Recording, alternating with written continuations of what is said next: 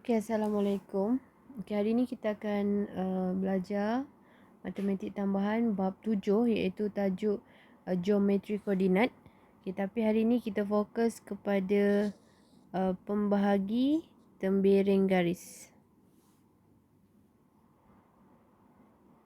Okey, pembahagi tembereng garis dia sebenarnya dua istilah yang berbeza. Okey, tembereng garis yang mana tembereng garis ialah garisan AB ni. Garisan AB ni adalah tembereng garis. Okey, mana pula pembahagi dia?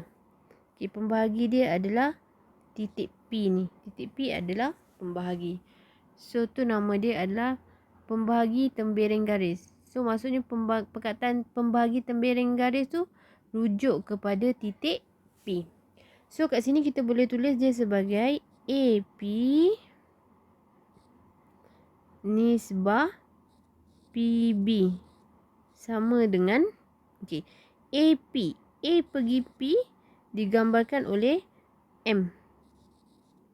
Maksudnya nisbah PB tu digambarkan oleh N. So kita boleh tulis AP nisbah PB adalah M nisbah N. Kita juga boleh tulis dia sebagai bentuk pecahan AP per PB. AP yang atas ni dia adalah M. So maksud M lah dekat atas. Per PB. PB ni rujuk kepada N. So maksudnya PB ni adalah N. So kita boleh tulis AP nisbah AP per PB adalah M nisbah N. Okay, saya bagi contoh lain. Andai katalah dia tulis dekat situ. Dia kata awak diberi 2 AP sama dengan PB. Macam mana nak tulis? Okey, ingat dia sebenarnya kat sini adalah 2 AP sama dengan PB ni sebenarnya depan dia ada nombor 1. PB. Okey. Kita kumpulkan belah depan tu hanya huruf saja. So saya ambil AP. So atas ni AP. PB ni dia bawa ke depan, so dia akan jadi bahagilah. So PB. Okey, sebelah kanan asalnya ada nombor 1. So 2. 2 ni bawa ke belakang, dia akan jadi bahagi.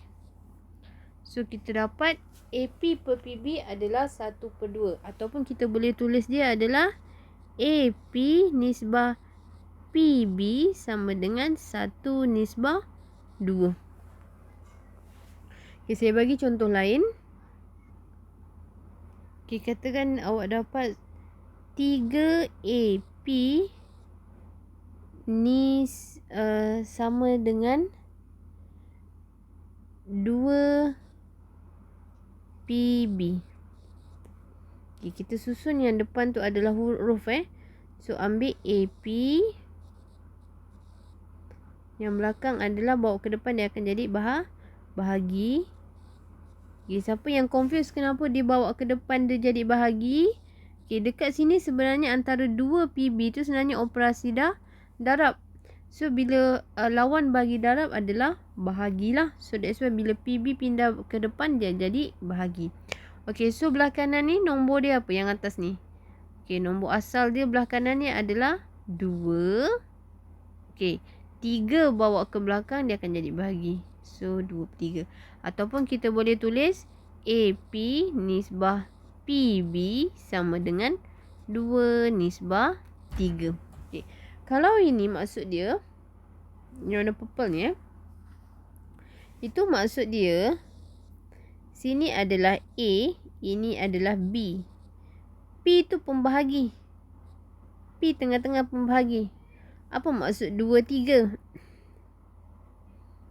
Okey. AP 2. Maksudnya panjang AP tu adalah 2 bahagian. Panjang PB adalah 3 bahagian.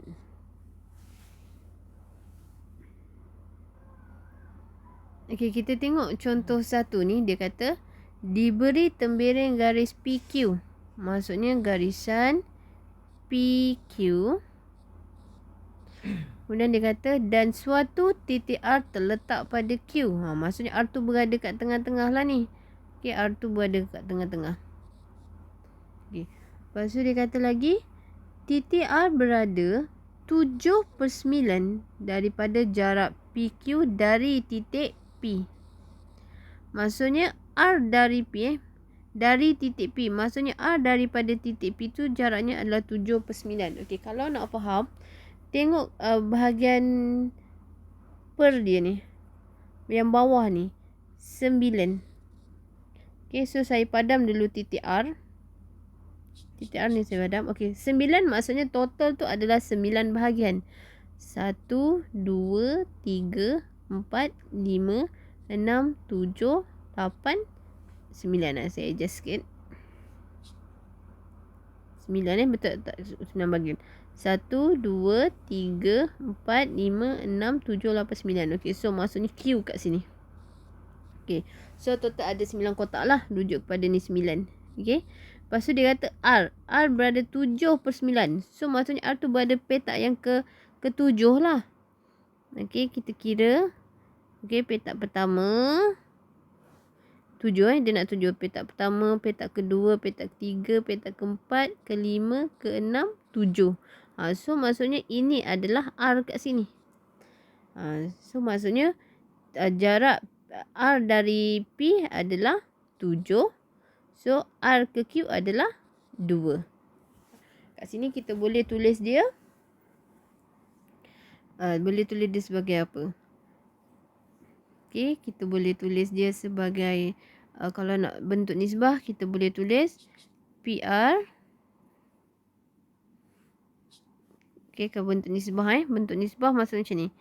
PR nisbah RQ. Ini bentuk nisbah. So kita boleh tulis 7 nisbah 2. Ataupun kita boleh tulis dalam bentuk pecahan. PR per RQ sama dengan 7/2. Boleh ubah bentuk. Okey, itu pecahan. Ataupun kita boleh tulis, kita darab macam ni 2 bawa darab ke atas ni. So kita tulis 2. Kita boleh dapat 2 PR. Okey. RQ ni saya bawa ke belakang. So akan dapat 7 RQ. Maksudnya kita boleh tulis dalam 3 bentuk. Sama ada bentuk nisbah, bentuk pecahan ataupun bentuk persamaan. Okey. Kita tengok balik soalan ni. Dia minta soalan C dia minta PR nisbah PQ. PR, P pergi R 7, P pergi Q, P pergi Q, P pergi Q ada 9. Okey, ni dah bentuk nisbah. Okey, kita tengok 2 Roman RQ, R pergi Q. R pergi Q. Saya pakai warna lain. Saya pakai warna merah. Okey. RQ. R pergi Q ada 2. P pergi R. P pergi R ada 7. Okey, sebab soalan ni dia minta tentukan nisbah. Ataupun dia minta PR. PR ada berapa? P pergi R ada 7. R pergi Q ada 2. Okay, saya nak ingatkan lagi sekali. Bila dalam bentuk nisbah ni, kita mesti tengok. Dia mesti nisbah yang terkecil. Contohnya 2 nisbah 4. 2 dengan 4 ni boleh kecilkan lagi. Kita boleh bahagi dengan 2 betul. So 2 bahagi 2 kita dapat 1. 4 bahagi 2 dapat 2. So mesti jawab dengan nisbah terkecil. So kalau kita tengok 7/9 ni, ada tak sifar yang boleh kecilkan lagi? Tak ada. So kalau tak ada, maksudnya inilah jawapan akhir dia. Okay, sama juga 2 dengan 7. Tak ada lagi sifar yang paling kecil. Okay, 7 dengan 2 pun tak ada lagi sifar kecil. Okay, kalau ada, mesti bagi nisbah yang paling kecil. Contohnya lah 3 nisbah 9. 3 dengan 9 ni boleh kecilkan lagi. Nak bahagi dengan berapa? Boleh bahagi dengan 3. So 3 bahagi 3 dapat 1. 9 bahagi 3 dapat 3. So jawapan akhir dia adalah 1/3.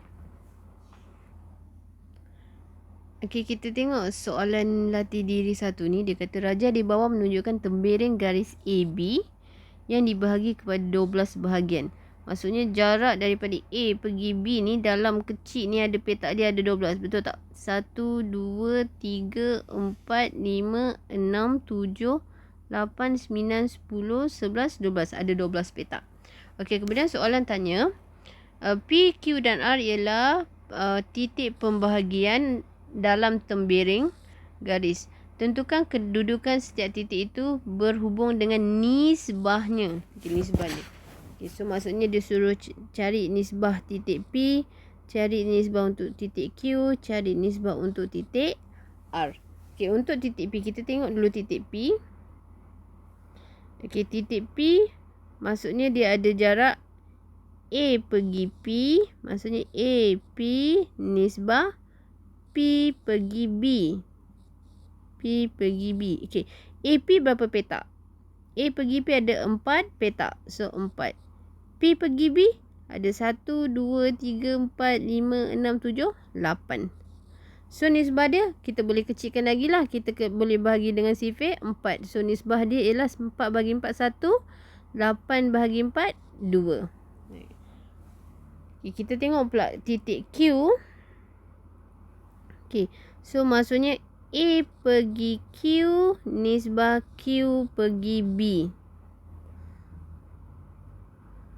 A pergi Q. A pergi Q ada berapa petak kat sini? 1, 2, 3, 4, 5, 6.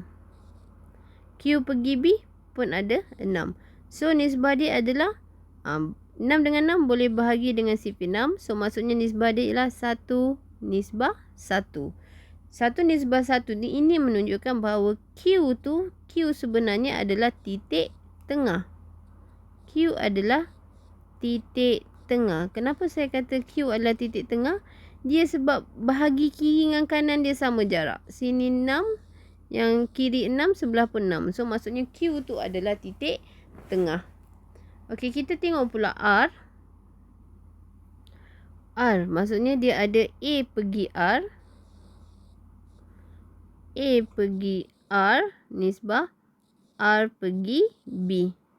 A pergi R berapa petak? 11 petak. R pergi B 1 petak. Okey, 11 dengan 1 boleh kecilkan lagi tak? Tak boleh kecilkan. So maksudnya ini adalah nisbah yang terakhir. Kita masih lagi dalam soalan nombor 1. Okey, dia kata jika titik S berada pada tembereng garis AB dengan nisbah 5, 7. 5 tambah 7, 12. Maksudnya betul lah keseluruhan A sampai B tu ada 12. Okey, tanda dan labelkan kedudukan titik S. 5. So, 5. So, maksudnya dekat sini, A pergi S, nisbah S pergi B adalah 5 nisbah 7. 5 nisbah 7. Okey, kita kira petak 5. 1, 2, 3, 4, 5. So maksudnya S itu berada di sini.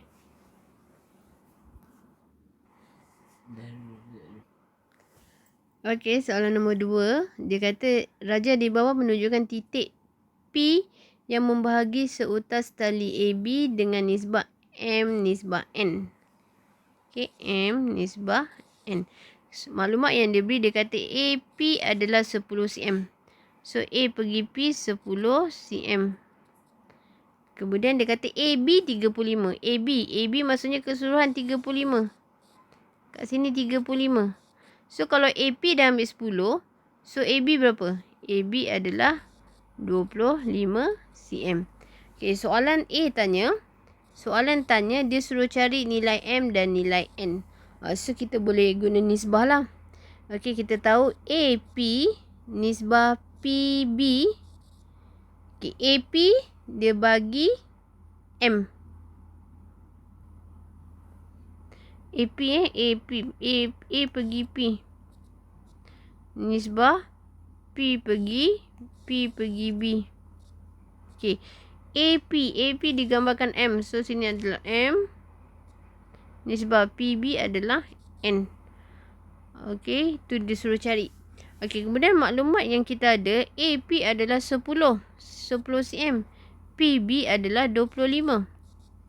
Okey. So kat sini kita boleh kecilkan 10 dengan 25 kita boleh bahagi dengan sifir. Kita boleh bahagi dengan sifir 5. Okey, 10 bahagi 5 dapat 2.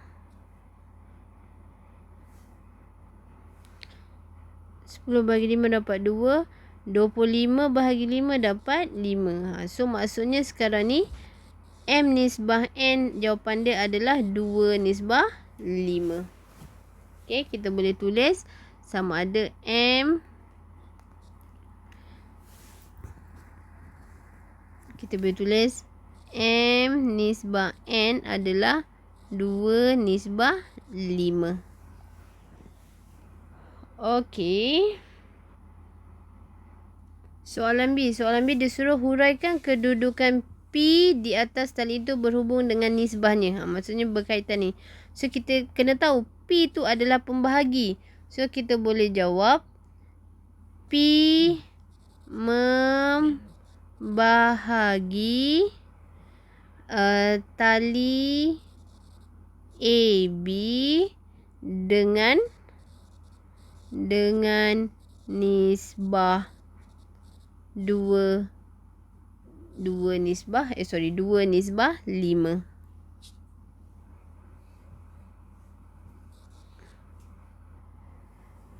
Okey, masih lagi soalan nombor 2C. Okey, dia kata jika tali itu diletak di atas paksi X pada satah katis. Satah katis faham tak? Satah katis yang ni lah ni. Ada paksi X, ada paksi Y. Okey, ni satah katis. Okey, dia nak letak di atas paksi X. Maksudnya dia nak baringkan tali tu ni sepanjang paksi X ini. Okey, kemudian dia kata dengan keadaan A ialah asalan. Asalan tu apa? Asalan tu pada koordinat 0, 0. Maksudnya ni, ini kat sini A. Okey. Kemudian dia kata koordinat B ialah 21, 0. Mesti ingat X kat depan, Y kat belakang. So B tu dia maksudnya dia berletak kat sini lah. B kat sini. Kat sini koordinat A tadi 0, 0. B koordinat dia ialah 21, 0. So maksudnya kita boleh nampak kat sini bahawa panjang daripada A pergi B total dia ialah 21 unit lah. Okay, 21 unit. Maksudnya ada 21 petak-petak kecil tu. Okey, lepas tu soalan tanya tentukan koordinat P. Tadi kita dah kira tadi kat bahagian B. Kita dapat tadi P tu dia punya pembahagian dia ialah 2 nisbah 5.